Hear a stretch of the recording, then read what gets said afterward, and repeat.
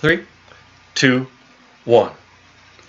On the 9th day of Flipmas, Watchtower gave to me 9 boxes checking, 8 saints a milking, 7 halls a selling, 666 dedication, 5 golden apostasies, 4 publishers, 3 judicial hands, 2 witnesses, and part truth in an everlasting life tree.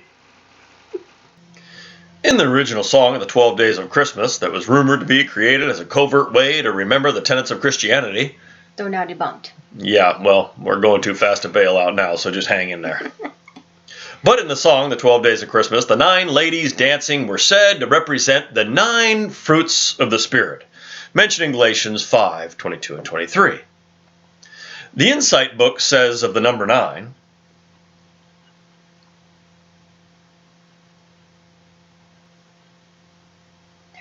there is nothing.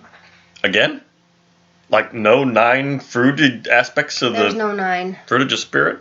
Nope. Okay, well, I guess we're going to just have to turn to the Bible without the aid of the publications. We can't do that. We might get disfellowshipped. Well, I guess it's a risk we're going to have to take. So we'll go through each of these aspects of the Spirit, these graceful dancing ladies, and show how the Borg turns each of them into doing the robot.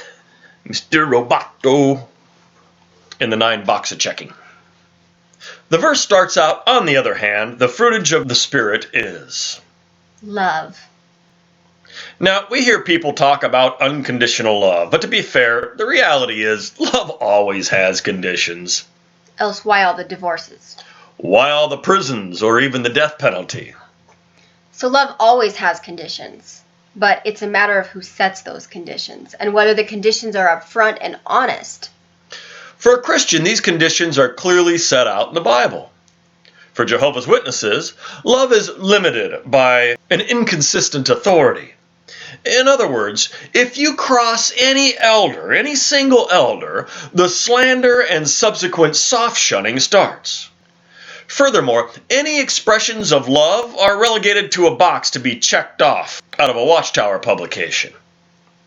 I just got off the phone with an active brother who is voicing his concerns about this exact same thing.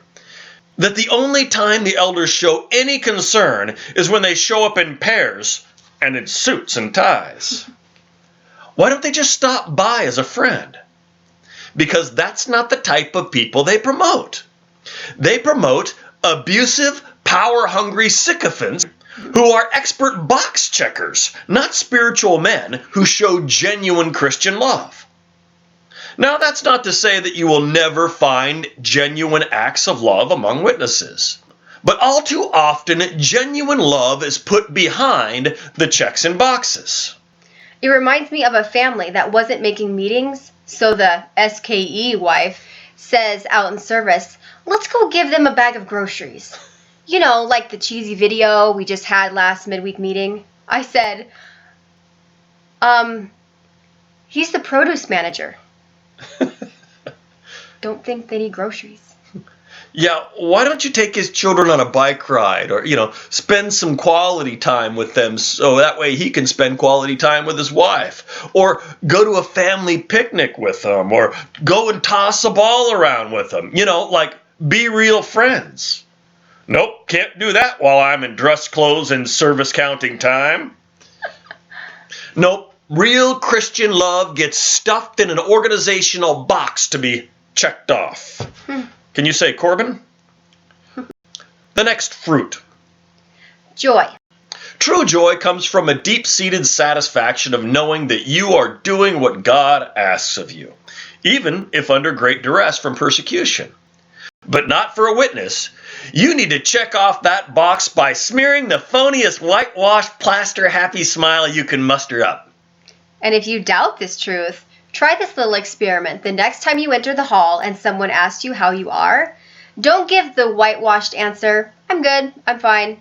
Start telling them the unexpected opposite and see how genuine their concern is. Within a few weeks, the majority probably won't even talk to you anymore. The next one is peace.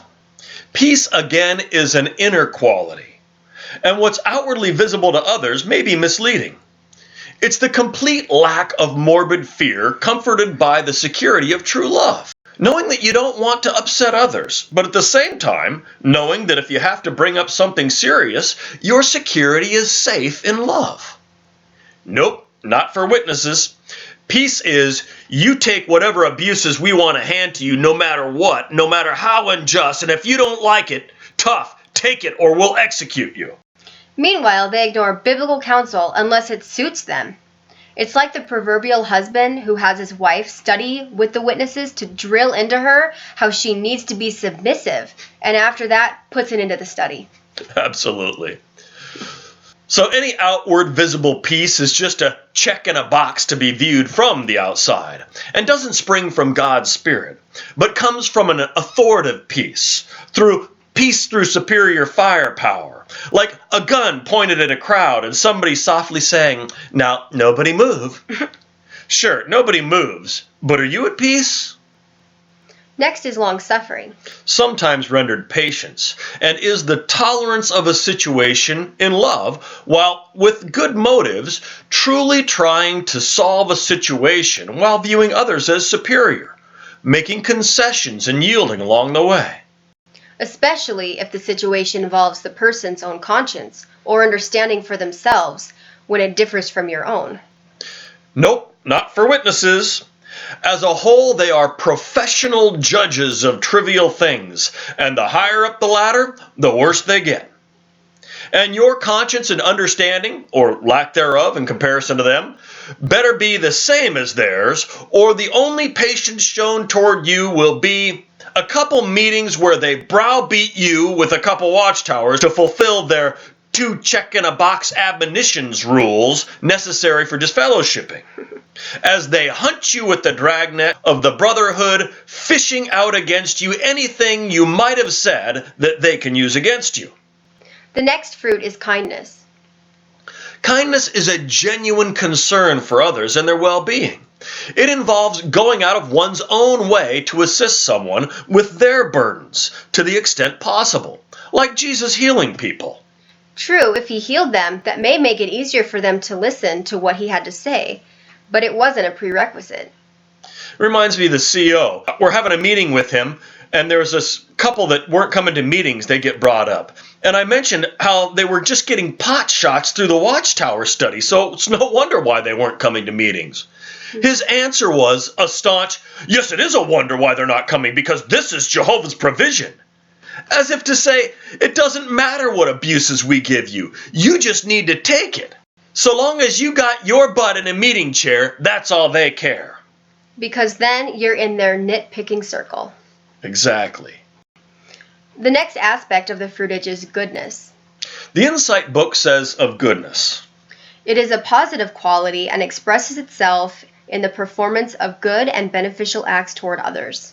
to show how checks and boxes this is, an elder related to me how he was listening to the morning worship broadcast, and how the brother said, "We don't just do good to people so that they'll listen to the good news we preach. We do good to them because it's the right thing to do." And this elder was relating to me how groundbreaking that was for him, how it just kind of blew his mind. And I'm like, what? I mean, I'm glad that he now realizes this, but this is coming from an elder? So all this time, you've only been doing good to people based on what you can get out of someone? The next is faith. Faith is defined in Hebrews 11:1. Maybe Tiff can read that for us. Faith is the assured expectation of things hoped for, the evident demonstration of realities though not beheld. So faith is an assurance. Sometimes it's rendered as believe. And sure, faith follows the things heard. But that doesn't mean that faith gullibly believes everything the Watchtower says. In fact, Romans 14:23 says that if you don't have faith, it's a sin for you. One elder said from stage, "We don't have our own thoughts. We just repeat what the faithful slave says." Like what? That's faith inhibiting, not faith promoting. The next aspect is mildness. Mildness is, again, an easily faked outward trait with a check-in-a-box display. There are many people who naturally have a quiet demeanor or a reserved spirit about them. either by genetics or perhaps local customary demographics. Kind of reminds me, I remember taking someone from here in North Dakota, which is pretty much generally reserved, on their first trip to a more demonstrative North Idaho, and how shocked he was at the gregariousness of people in general. So that general calmness that we've mentioned here doesn't embody true mildness. But the Insight book does touch on what true mildness is. A slave of the Lord does not need to fight, but needs to be gentle toward all, qualified to teach, keeping himself restrained under evil, instructing with mildness those not favorably disposed, as perhaps God may give them repentance.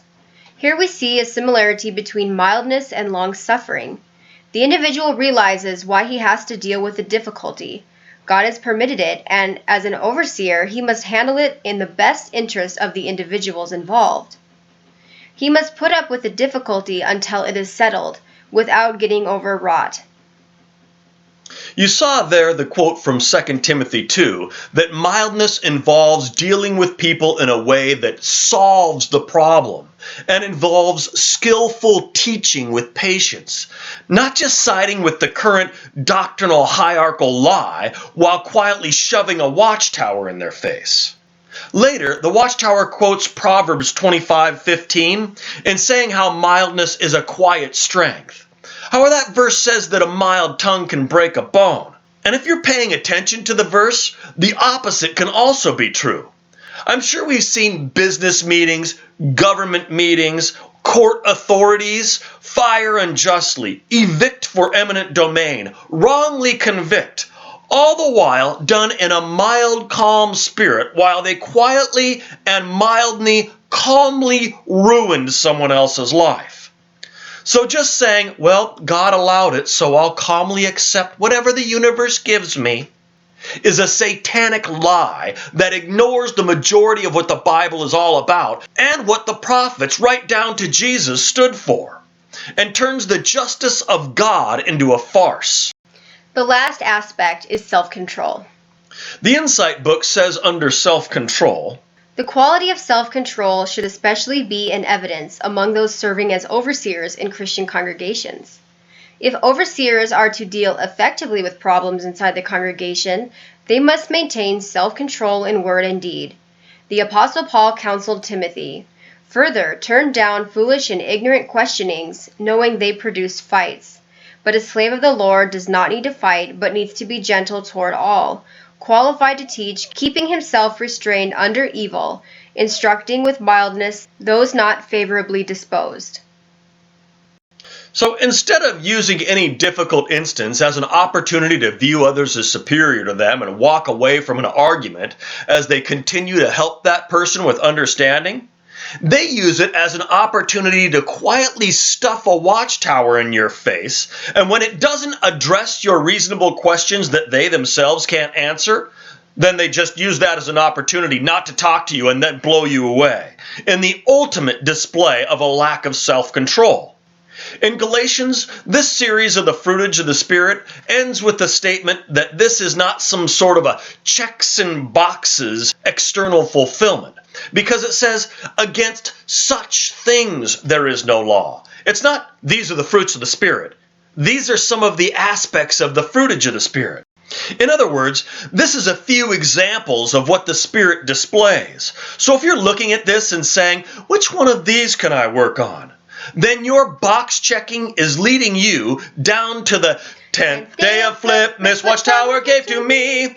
10 Pharisees adding 9, box of checking 8, saints a milking 7, halls a selling 666, dedication 5, golden apostasies. 4 publishers, 3 judicial hands, 2 witnesses, and part truth in an everlasting life tree.